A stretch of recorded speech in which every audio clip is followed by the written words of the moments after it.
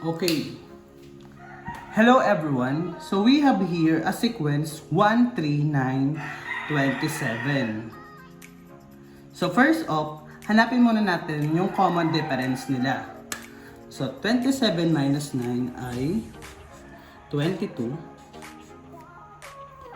9 minus 3 ay 6. And 3 minus 1 ay 2. So as you can see here, hindi common ang kanilang difference. So ano kaya ang type ng sequence ito? So try naman natin i-divide. 27 divide 9 ay 3.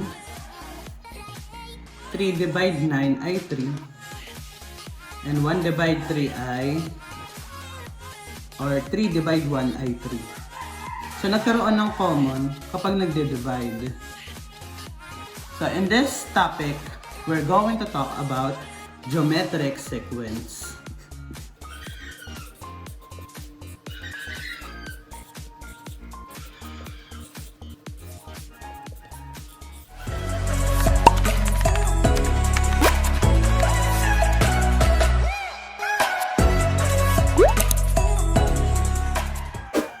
So a geometric sequence is a set of terms in which each term after the first is obtained by multiplying the preceding term by the same fixed number, called the common ratio, which is represented by a small letter r. So this type of sequence is a geometric sequence. So we obtain the next term by multiplying a fixed number called common ratio. So paano natin ma-obtain or mahahanap si common ratio?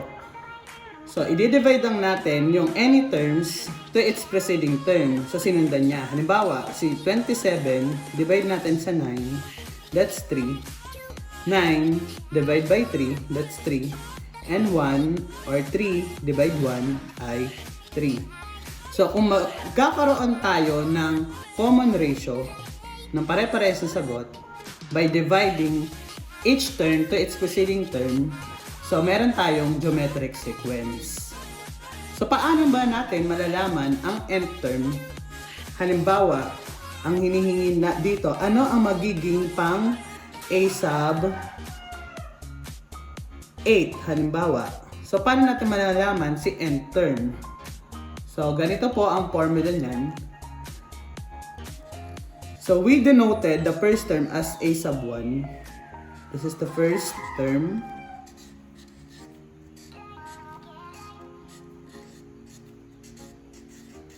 Next, to obtain the second term, we multiply the common ratio to the first term. Si a sub 1, multiply natin by r. So that's the second term. To obtain the third term, multiply natin si second term, si a sub 2 kay r. Diba si a sub 2 ay equivalent sa a sub 1 r. So, kaya multiply pa natin ng another r dito. So, that is equivalent to a sub 1 r squared. So, paano naman kapag a sub n? So, kung mapapansin nyo dito, yung exponent dito ay nababawasan ng isa kapag ang hinahanap ay yung any term. Diba? Halimbawa, 3. Ang exponent dito, mababawasan lang ng isa. Halimbawa, si 2. Ang exponent dito, 1, diba? Pag invisible. So, kapag 2, yung exponent dito, babawasan natin yung 2 ng isa. That's 1, 2. Kaya, kapag n naman, ang exponent ng r, ay babawasan din natin ng isa. A sub 1, r raised to n, minus 1. So, this is now the formula for geometric sequence. Halimbawa, 13927, hanapin natin yung pang 8th term. So, applying this formula, una, ibigay mo natin yung mga given. So, a sub 1 equals 1. Ang r natin ay 3. At ang hinahanap natin na nth term ay yung pang 8. So, ang n natin ay 8. Okay, applying this formula, a sub 8 ay equal sa a sub 1, which is 1, times the r, which is 3, raised to 8 minus 1. So that is equivalent to 1 times the quantity 3 raised to 8 minus 1, 7. So ito muna, 3 raised to 7. Ang 3 raised to 7 ay 2,187. So that's 3 times 3 times 3 times 3 times 3 hanggang 7 times na. So that is 2,187 times 1. So ang 8 term natin ay 2,187. So this is now the answer. Okay. Example. Find the fifth term of the geometric sequence whose a sub 1 equals 1024 and a sub 2 equals 512. So meron tayo ditong sequence na 1024 yung first term and yung second term ay 512. So ang hinahanap dyan ay yung a sub 5. So first off, hanapin muna natin ang common ratio. To find common ratio, we divide the term to its preceding term. So 512 divide 1024. So you do the math. Ayan po ay 1/2. So ang common ratio natin ay 1/2. Yan. To find the fifth term, gagamitin lang natin ang formula na a sub n equals a sub 1 times r raised to n minus 1. Okay. So to find the fifth term, we have a sub 5 equals a sub 1, which is 1024, times the common ratio 1/2 raised to n, which is 5 minus 1. So that is, ito muna, 5 minus 1 ay 4 lang naman. So 1024 times 1/2 raised to 4. So ano ba ibig sabihin ng 1/2 raised to 4? So i-multiply natin si 1/2 ng 4 times. So that's 1/2 raised to 4, diba? So that is equivalent to, ang numerator muna, 1 times 1 times 1 times 1, that is 1. And then, denominator, 2 times 2, 4, times 2, 8, times 2, 16. So that is 1 over 16. So ayan po ay 1024 times 1 over 16. So paano ba mag-multiply ng ganyan? Di ba kapag whole number, ang denominator nun automatic is 1? So pag nag-multiply lang naman tayo ng fraction, multiply lang natin si numerator to numerator, then denominator to denominator. So that is equivalent to 1024 times 1 ay 1024 pa din. And then, 1 times 16 ay 16. Next naman, pwede na natin itong i-divide. Ayan po ay 64. Okay, so, a sub 5 ay equivalent to 64. This is now the answer. Alright. Next. So, we have 1, 4, 16. Then, find the 12th term. So, using the formula, a sub n equals a sub 1 r raised to n minus 1. So, we can calculate the a sub 12. So, una, hanapin muna natin si a sub 1. So, ang a sub 1 lang naman dyan ay 1. Ang common ratio ay 16 divide 4, that's 4. 4 divide 1, that's 4. So, ang common ratio po ay 4. And then, ang n natin ay kung ilan yung terms. So, ayan ay pang 12 terms. So, 12. Apply natin ang formula. A sub 12 equals a sub 1, which is 1, times r, which is 4, raised to n, 12 minus 1. So, this is 1 times 4 raised to 11. So yung 4, multiply lang natin 11 times. So that is equivalent to 4,194,304. 4,194,304. Yan. So, multiply natin yan by 1. So, ayan lang din naman yung sagot dyan. So, that is 4,194,304. So, ayan po yun. A sub 12. So, madali lang naman po. Pwede kayong gumamit ng calculator if you want. Yan. So, instead of multiplying isa-isa, 1 times 4, 4, 4 times 4, 16, 16 times 4, 64, and so on. So, we can use this formula to easily find the answer. Okay. Next example. Find the seventh term of the geometric sequence negative 1, 2, and negative 4. So, first off, hanapin natin ang a sub 1, which is negative 1. Ang r, common ratio, divide lang natin. Negative 4 divide 2, that's negative 2. 2 divide negative 1, that's negative 2. So, ang common ratio din ay negative 2. And then, ang n natin ay 7. Applying the formula a sub n equals a sub 1 r raised to n minus 1. So, that is equivalent to negative 1 times the common ratio, negative 2 raised to 7 minus 1.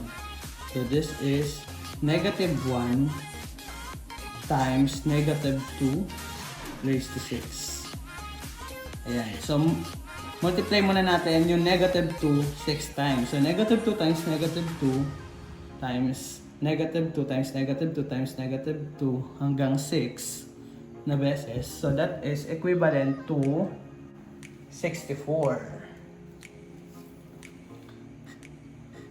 Yan, 64. So kapag ganyan guys, kapag ang base natin ay negative at ang exponent natin ay even, ang magiging sagot dyan ay positive. Pero kapag ang base natin ay negative and then ang exponent natin ay odd numbers, ang sagot dyan ay negative. Okay. Then, multiply natin to by negative 1. So, the answer is a sub 7 equals negative 64. Alright. So, ito po ang sagot. Okay, next example. 8, 6, 9/2, then find the 8th term. So, ang a sub 1 natin dyan ay 8. Ang common ratio ay, ayan. So, paano ba tayo nag-divide? 9/2 divide 6. So, nag-divide tayo, yung divisor nasa right side, nire-reciprocal natin, then, magpo-proceed tayo sa multiplication. Magiging times na siya. Then, etong 6, gagawin na, i-reciprocal natin. Ano ba ang kabaligtaran ng 6? So, that is 1/6. Diba? So, multiply natin yan. 9 times 1, which is 9. 2 divide 6, 2 times 6 ay 12. Then, in lowest term. So, divisible yan parehas by 3. So, this is 9 divide 3, 3. 12 divide 3 ay 4. So, ang ating common ratio ay 3/4. So, try din natin ito. 6 divide 8. 6 divide 8. So, ang 6 divide 8 can be written as a ratio 6/8.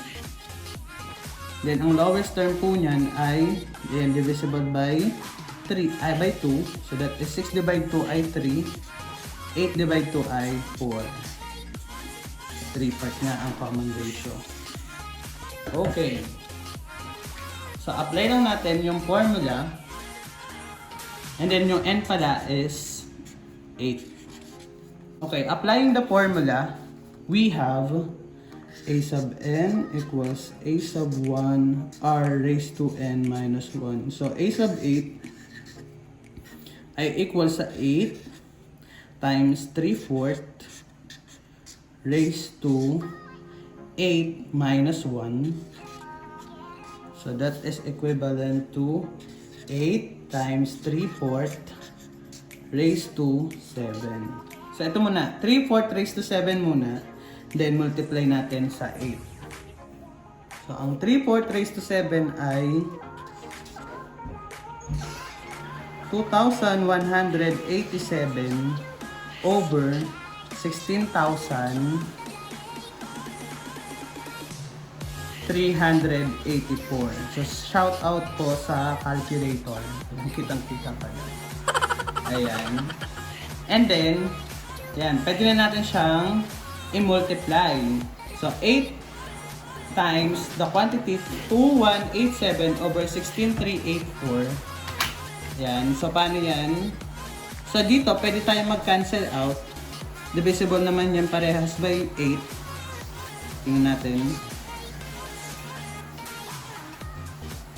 Yan. 8 divide 8 ay 1.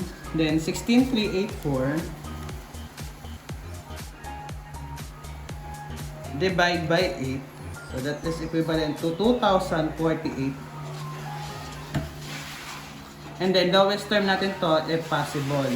Tingnan natin kung may lowest term.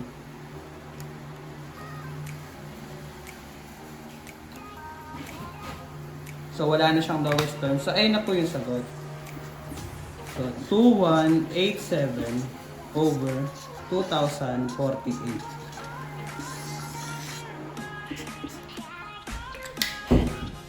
Okay, next example. A sub 1 equals 2. A sub 5 equals 162 and A sub 3 is unknown. So in this case, dito papasok yung geometric mean. So in geometric mean, naglalagay tayo ng terms in between two non-consecutive terms of a geometric sequence. So in this case, ang first term natin ay 2. Then ang pang fifth term na natin ay 162. So, paano natin nahanapin si third term? Ito. And then, kung kaya natin, hanapin na rin natin yung second term and yung pang fourth term. So, ganito po yan. So, ang una natin gagawin dyan ay hahanapin natin ang common ratio para mahanap natin yung tatlong nawawala dito.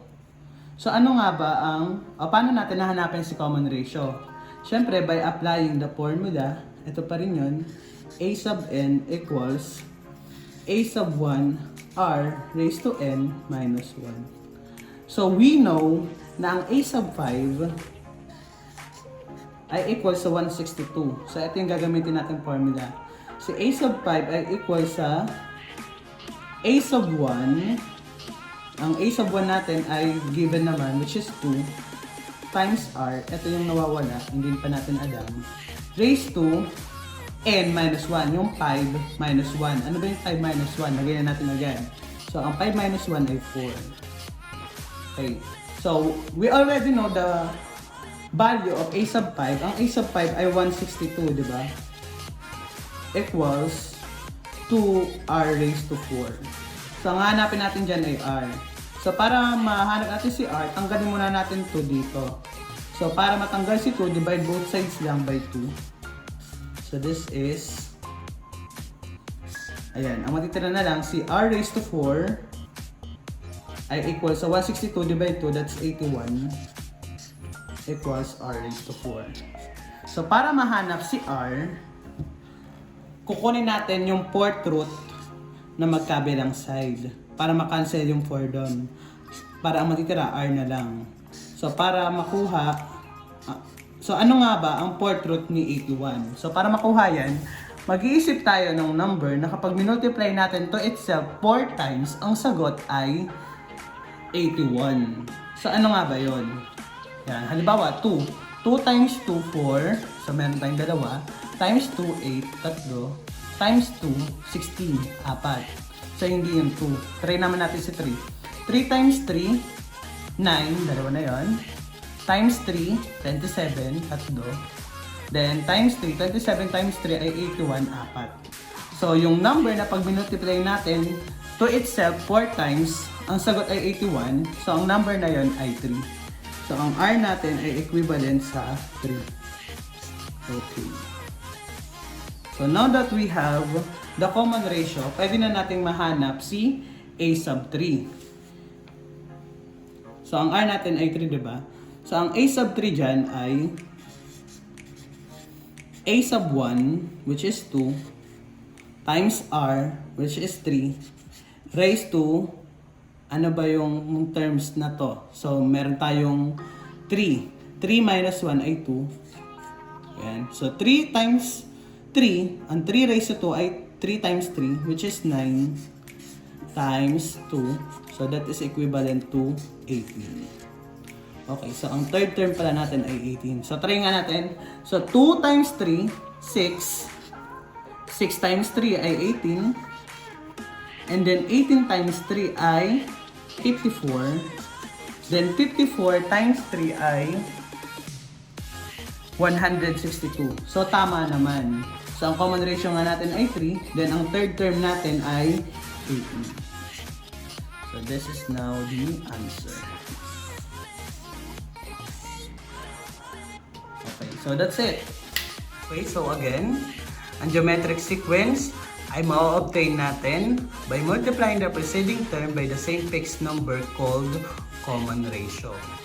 The nth term of the geometric sequence with first term a sub 1, which is not equal to 0, and common ratio r not equal to 0 is given by the formula a sub n equals a sub 1 r raised to n minus 1. Okay, so tandaan lang natin po ang formula na yan. So that will be a great use for us in finding the nth term of the geometric sequence. Okay, once again, this is Sir Vincent, and thank you guys for watching. See you on my next video. Bye! Shout out sa pusang epal. Yan.